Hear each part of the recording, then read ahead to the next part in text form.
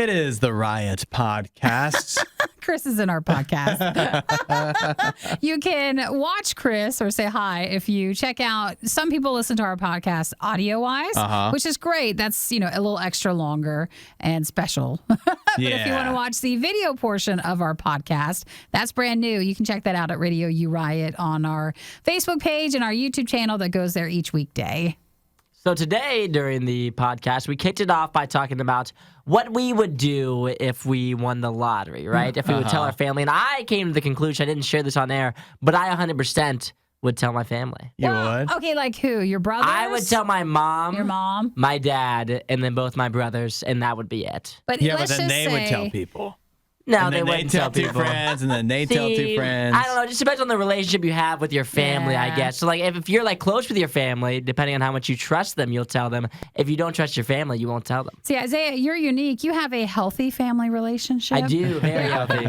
There are some estranged families where, say, you're like, hey, Dad, haven't seen you in forever, and he comes walking back in after you've won the lottery. You don't want them to find out. Wait a minute, Isaiah. Think about how all the times your family has already taken advantage of you, and you haven't even hit it big yet.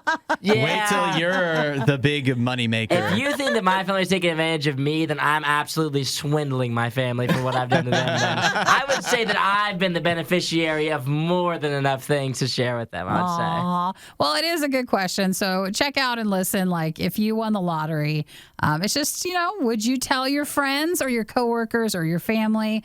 Or do you think that might cause more problems? Yeah, we also talked about the first, and I don't know if it's considered, I guess it's the first cafe in New York for humans and dogs, right? And I wanted to see during the article of this, what the inside looked like, because it talked about so much glass inside and separation. I couldn't tell when I first read it. I thought it was like an indoor dog park. Well, that's what it sounds like to me, too. Part of the building is, but then they said that, if you go to a coffee bar that's usually open, you can see them putting everything together, making the food and stuff. Well, because of, sanitary reasons, they can't have that. So imagine it's like a coffee shop, but if there was glass at that part. So the, area where you eat is still open for dogs to run around, but where you're actually getting your food, they're not allowed to go there. The dogs aren't allowed to order. They're not. Can you imagine? That'd be awesome. If they could go up to the front. Hey, Sugar, will you go get my food? It's on the counter. Grab something for me. Yeah, Jim would be the one that he would make his way into the back searching for things for sure. Do you think that any of your dogs, Nikki, would be able to handle it? Well, Cinnamon is so timid and she howls around people, so it's embarrassing. Yeah. Sugar, I think, would probably be the best, but she takes food.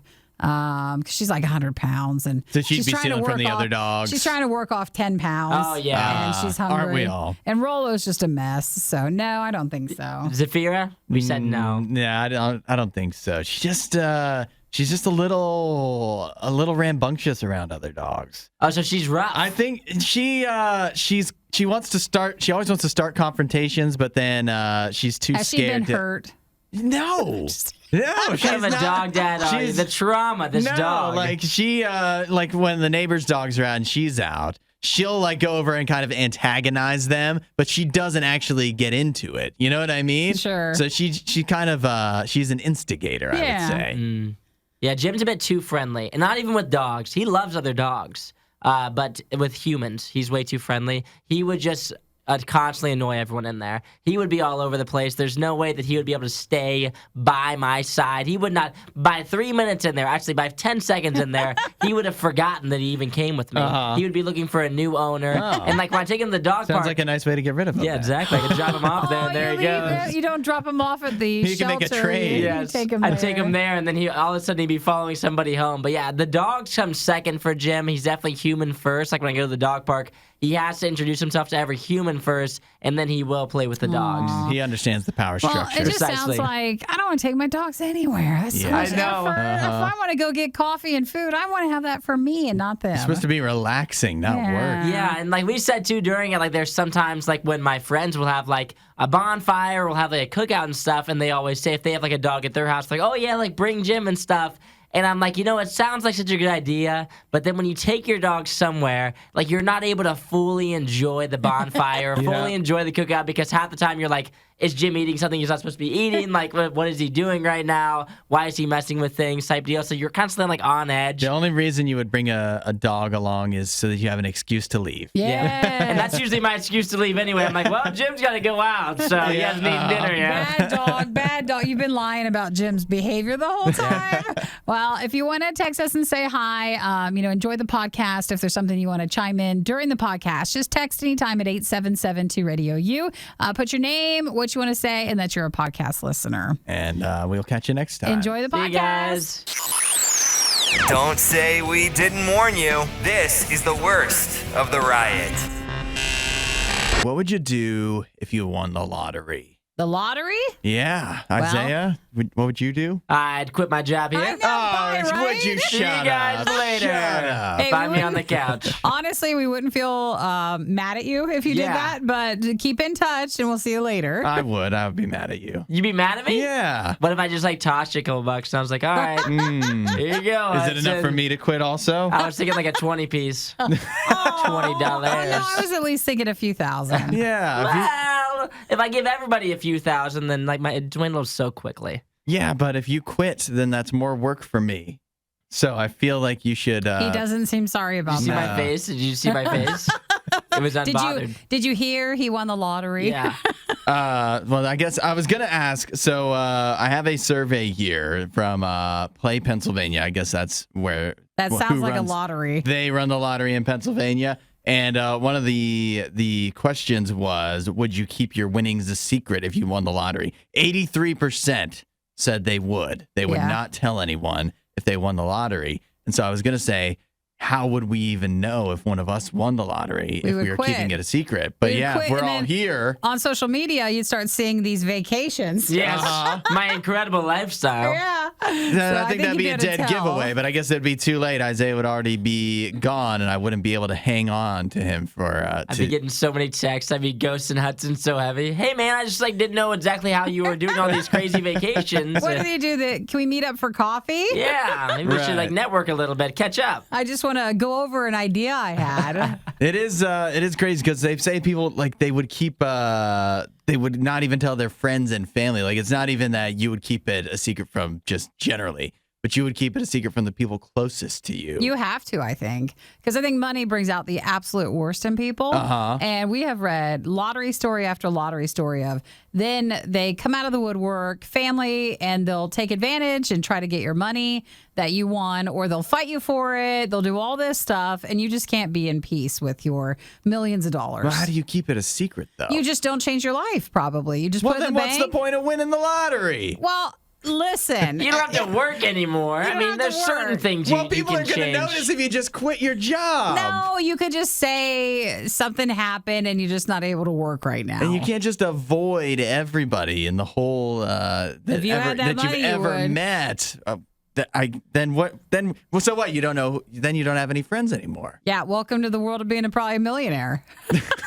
Because guess what? If Would you it- have friends, everybody wants your money. Yeah. Who are even your friends anymore? You is don't it- even know. Is it really worth it? Well, I mean, What? I think we're willing to try. I'd love to give it a shot if I can. You want to fight through that. I think it's very hard because people who win such a large amount of money so fast, they have a hard enough time just not going through it themselves. Yeah. And then you have everybody, including like your close family who you thought loved you.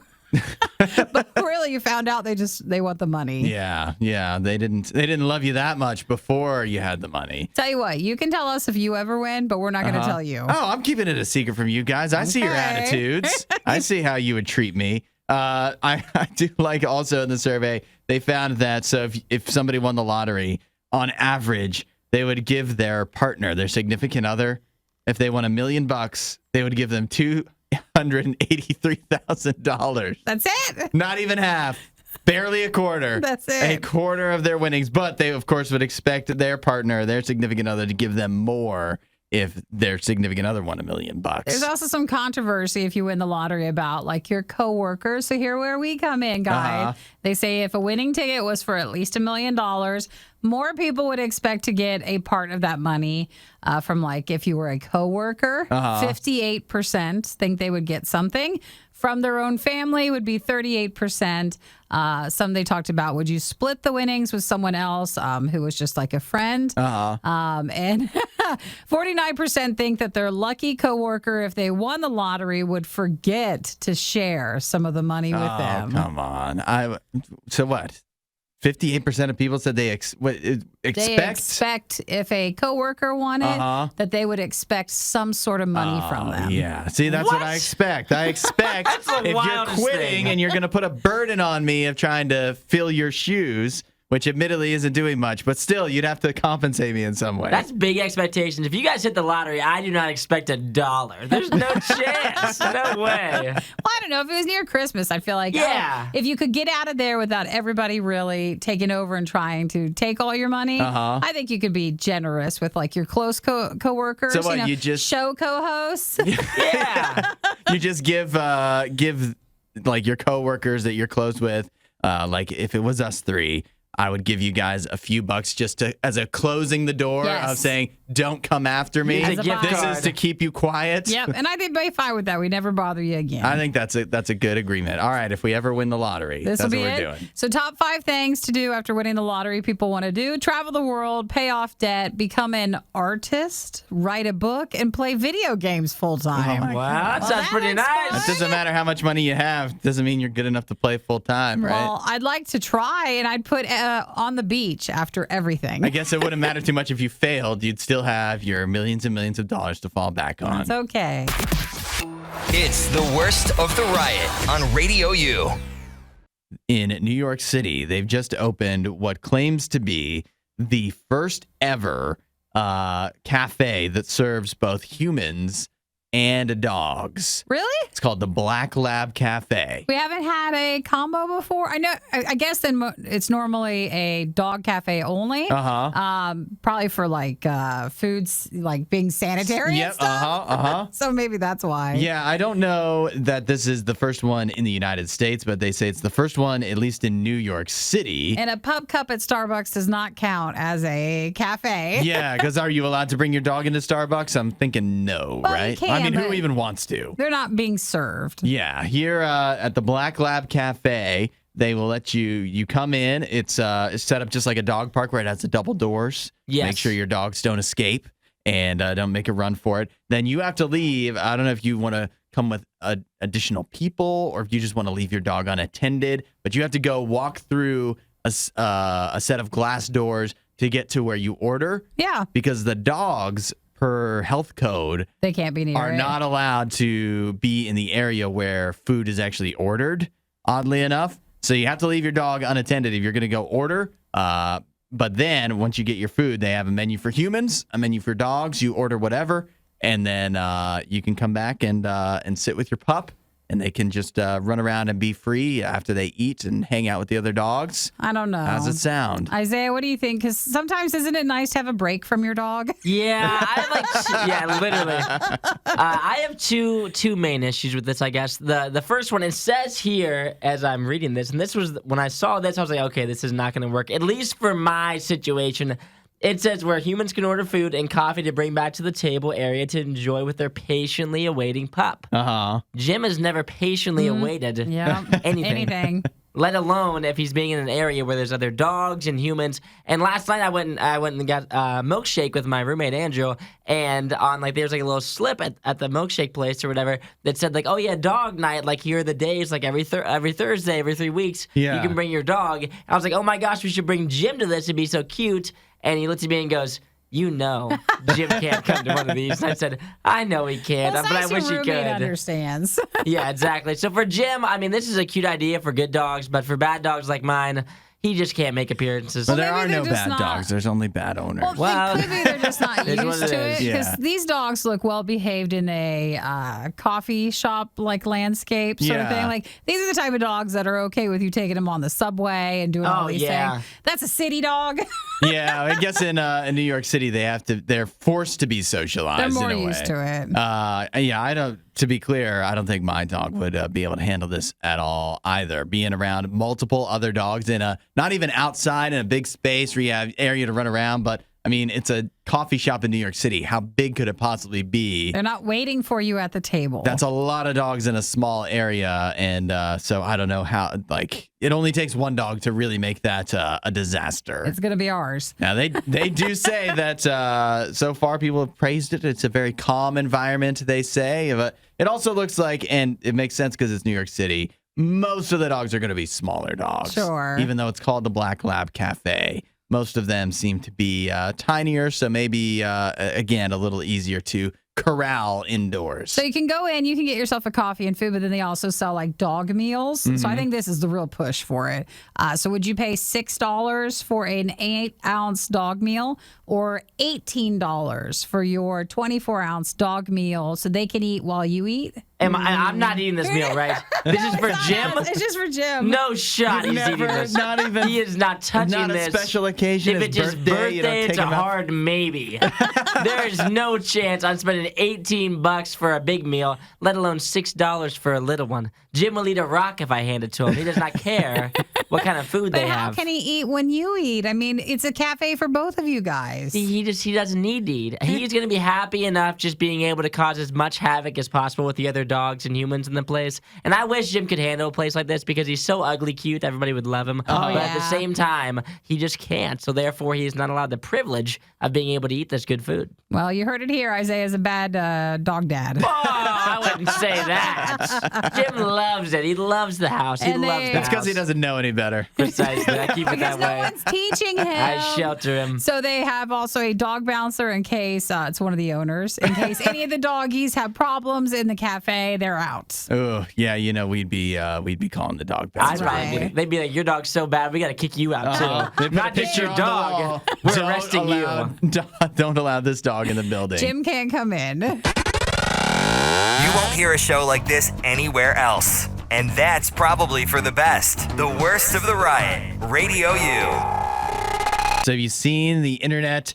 It is all aflutter. It's a buzz with the news of a Joker sequel. Oh, they are going to do it. They are doing it. It has been. It makes sense. The first one did so well. It made a lot. It made over $1 billion. Wow. That's heaps of cash. Some might And, say. Sometimes in the industry, Joaquin Phoenix won an Oscar for it. The DC stuff doesn't always win Oscars. Yeah, right. So, it was very prestigious as well. To make money and be so critically acclaimed is normally not a combination they get. Yeah, so they love that. Now, if I remember right, when the original movie came out, there was talk of we probably wouldn't do a sequel, and then it made so much money that it's like, well, maybe we would. In fact, we probably would, and now it's definitely are. Todd Phillips, who was behind the first Joker movie with Joaquin Phoenix,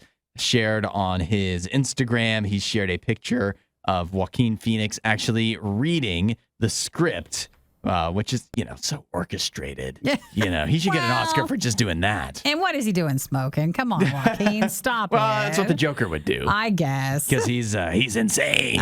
But they've You just think revealed. someone with the quality control, image control would be like, just stop and then take your picture. So they've revealed what the Oh, he title looks older, seems too. to be. Yeah, it's the beard, right? The beard is gray, so I think that's it. That adds a lot to it.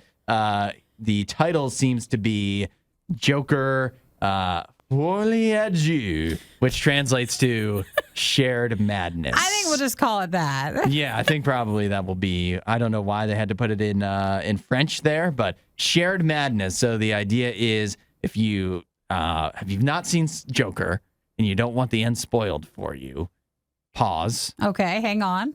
And I'll tell you that the ending is where the Joker kind of rises to popularity, where all of a sudden there's a bunch of other people with clown makeup kind of following in his footsteps all around the city of what seems like, I guess it's Gotham, but it seems very New York-ish. Yeah. And so the idea is that this movie might explore a lot of the Joker having a bunch of followers now in the next movie. So they say the Joker will gain a cult of followers who are worshiping him, and that'll be the second storyline. So they're saying that don't expect it to probably follow too much of the comics, because the first one didn't really either. It's just it's the Joker character, and it's set in like Gotham City and whatever, but it's not really too grounded in what the comics have ever laid out before. So don't expect any. Sometimes I find that's the best ones. Yeah, right? It's not a bad thing. It just gives you the framework to work. I mean, the Joker is, in my opinion, I really enjoyed the Joker. I know some people didn't, but I thought the Joker was great. So looking forward to this next one, and we'll see how it turns out. Well, like every other movie, just take your time with it, all right? Be patient. So just because they shared a photo, the Joker sequel will be released in theaters, probably, they say at the earliest, maybe 2024. Yeah, and that's still leaving a lot of time for delays to come between now and then, They haven't even done anything else with it. So I mean, he's just reading the script. He hasn't. They haven't done anything else. So, but exciting nonetheless. This is Radio U's Worst of the Riot. This actually is a question I'm stealing from JR because he asked it the other night. Oh, for Nights at Radio U? Yeah, from Nights at Radio U. JR was asking. We talked about a few days ago that ride at a Pennsylvania theme park. It got stuck upside down. It'd be a pretty bad place to get stuck, right? To be trapped in an upside down like amusement park ride. So what is the worst place, the craziest place that you've ever gotten trapped or stuck? Stuck in? Yeah. What did JR say? He said he got stuck, I think it was a Starbucks bathroom. He got stuck in a bathroom as the place he was in closed. And so then he was somehow stuck in the bathroom and just happened to hear the cleaning lady like pushing her cleaning cart. And so he found a way to get her to let him out. But he was stuck in the bathroom. Yeah, or else he could have been in a bathroom overnight. Isaiah, I don't know if you know this, but that's totally JR. That is JR to a T. If something's going to happen, it's going to happen to him. Yeah. So you guys ever been trapped somewhere? I don't know. Well, does work count? No. Every day for 8 hours. Oh, we kid. Isaiah, have you been stuck? Nothing can really contain me, unfortunately. No, I don't think I've ever been stuck in a weird place, but there was one time similar to the roller coaster story where I was riding a roller coaster and it was one of those like lap seat belts where it like comes down on you. Yeah. And for whatever reason, like when the guy clicked me in, he pushed it just like one too far. Oh. And so then as I got to like the back end of the ride, my like leg started to cramp up. Oh, no. And I couldn't extend my leg. And so I was just waiting for it to get back to like the terminal so I could like that thing would pop up. But it was like a good like minute and a half of me just like freaking out as my leg was cramping and I couldn't extend it and I was just kind of having like a panic attack. Oh, wow. But that's like the only time I've ever been trapped where I felt extremely uncomfortable. You're like, sir, my legs aren't this small. Yeah, please. I know. I'm like, just one too far, dude. I'm trying to stay safe, but I don't want you to cut off circulation to my toes. That's happened. I think you go on enough roller coasters, it's bound to happen where I've never had my leg cramp up, but they love pushing those things As way far as down, they which is for go. safety, but also it will just destroy your stomach and your hips and whatever. Oh, it's not great. Nikki, ever been stuck? Not like that. I mean, were we talking like stuck in an airport for hours or like the plane I was in a plane once that had to dump gas. Oh, yeah? And had to circle around for a while and everybody's just silently sobbing, like thinking that's it. Get me out of here. And they're just like, no, it's a very small It plane. had to dump gas? Yeah, I was going to, what was it, Rochester? And it was smaller, like those hopping sort of planes in Yeah. between. And it's something with the landing gear wasn't working. Okay. And so they have to dump gas in case you have problems. Oh, yeah. So you don't want it to burst into flames or something? You don't have that. And it was fine when we landed, but that flight was extra long. So they don't. What is it? Wait, it was flying around while you it just was dumping circle gas. for, Oh, wow. I think, like an hour. That's pretty wild. Yeah, that was fun. But it's no Starbucks bathroom. Yeah. Well, here's mine. It was with my wife and a few other family members. We went out to like a Dave & Buster's, Chuck E. Cheese type place. It had like for adults, and it had For adults. Thanks for saying Chuck that. E. Cheese for adults. Yeah. I've never seen one of those. Big sign, well, Chuck E. some Cheese for adults. Some people think Chuck E. Cheese could be for adults. I mean, why else do they serve the cheap beer? But they had a karaoke booth at this place, so we go in singing Bohemian Rhapsody, having a grand old time. Then we try to leave the karaoke booth. The door is stuck shut. Did It's they lock locked you in, shut. or? I don't know if they locked us in. I mean, we didn't lock us in. You know what? It was one of those places where it seemed like maybe they didn't take great care of everything. Yeah. And so something was wrong with the door. But you know, the thing about a karaoke booth, soundproof. Oh, Oh my gosh, no. that's like a horror movie. Oh my gosh. Did you panic? It did have a window, so we managed to signal down somebody to be able to then go ahead and signal down some kind of employee there who was, but we were in there a while. The window was fogging up and stuff, so that was ruined the fun after we just, sang our hearts out. And then we're trapped in a karaoke booth felt like a long time. It probably wasn't that long, but it felt like a long time. No one. It's like the tagline, no one can hear you scream. Exactly, in a karaoke booth. Oh, I would have had a panic attack. That's awful. Yeah, it was, I think if it was just you solo in there, I think it'd be even worse, But we had a couple people who are like, what's the big deal? But you don't want to lose it in front of your family. Yeah, you just try to keep it together. How long are you really going to be stuck in here? You had a phone, you probably could have called out or something, but man, if it was just you solo, I think it would be a much worse experience. What song would you pick then to sing? Yeah, right? Maybe You we have to should find just a keep playing. sad song. Let's see, maybe someone will notice that we're crying. Yeah.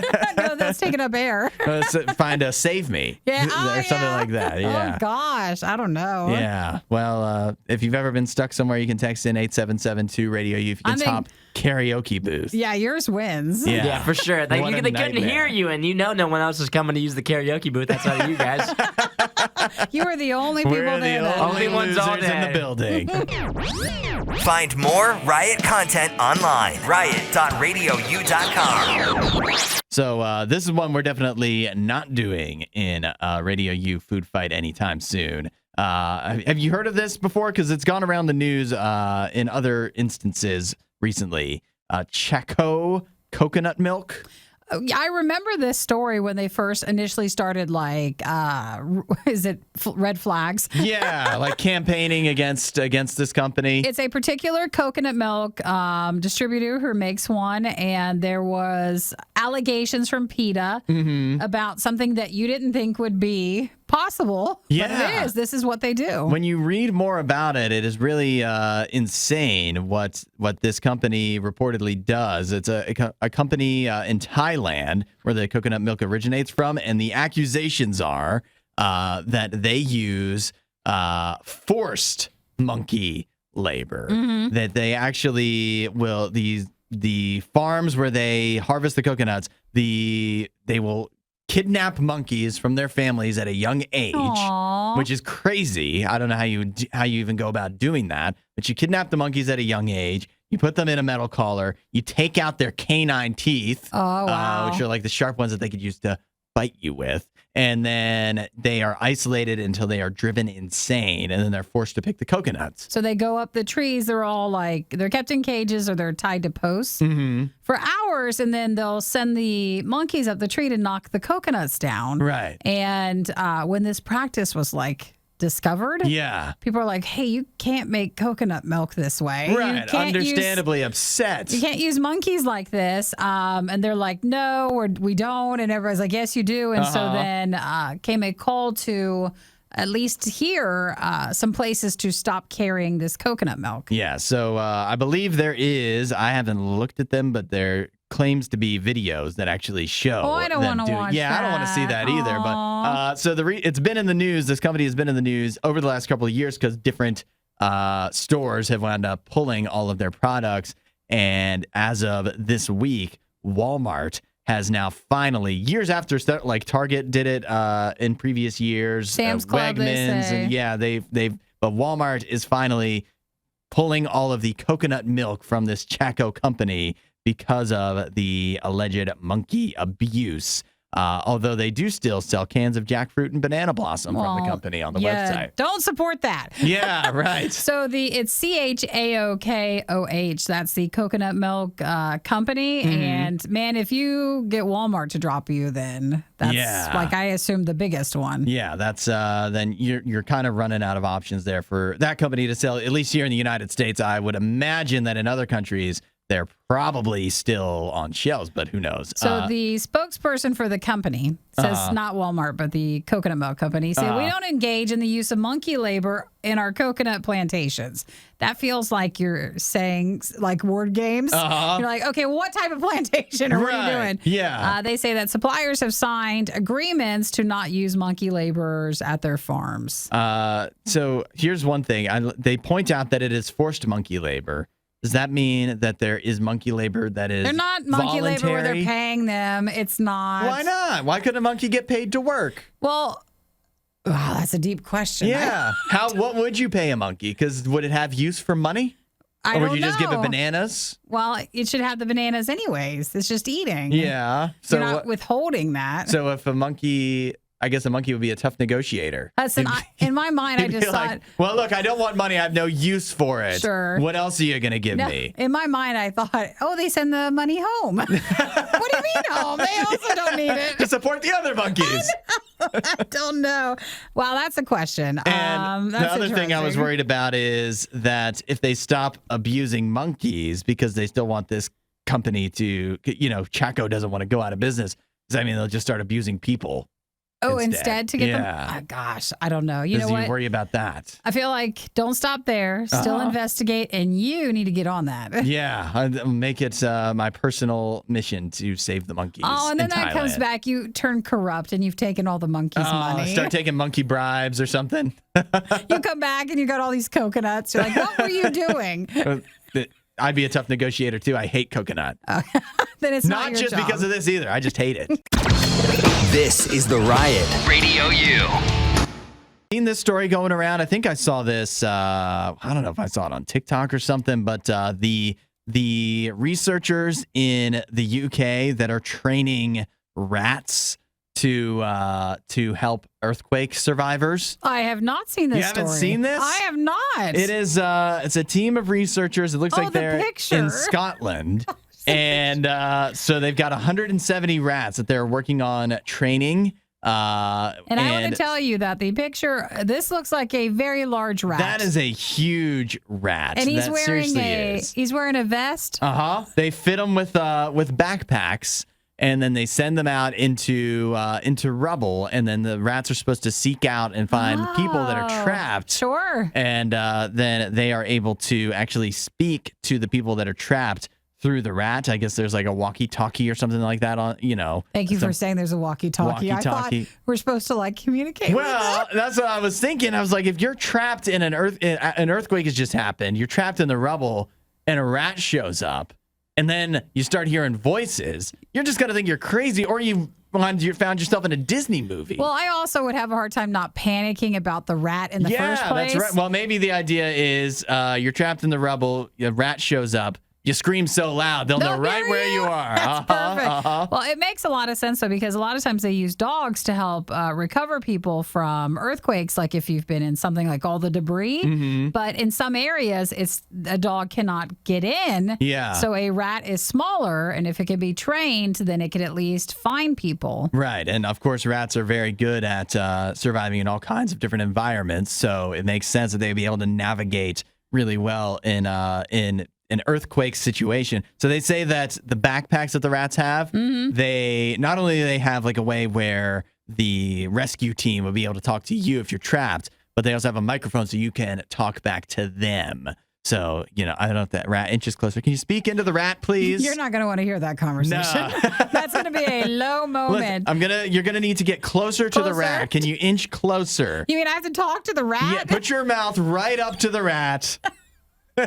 You've had this horrible situation, even though you're thankful someone's going to rescue you, and you survived. You know what else would suck? The last little thing would be just a rat coming to rescue you. One last trauma. But it'd be the worst, though. What? When we talk about this news story, and then you get in an earthquake, you're in the rubble, a rat comes up, and you're like, yes, I'm saved. It's just a regular old rat. It's just a regular no rat. microphone to be found.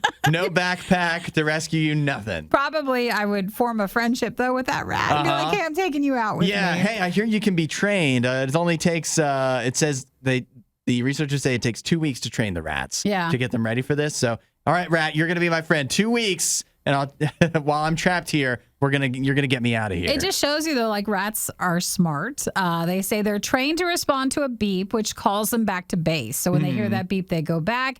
They're so light and nimble, they won't send off a landmine. So they're actually a really good creature to use in a disaster zone because they're great for search and rescue.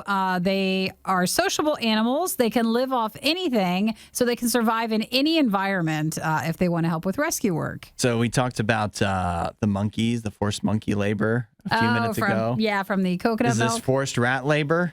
Hey, they're probably treated really well. You think? Yeah. How do you pay a rat? I don't know. Venmo? Yeah. What does a rat want? I'm sure they're just happy they're thankful to be involved. Right. They're very, Oh, duh, cheese.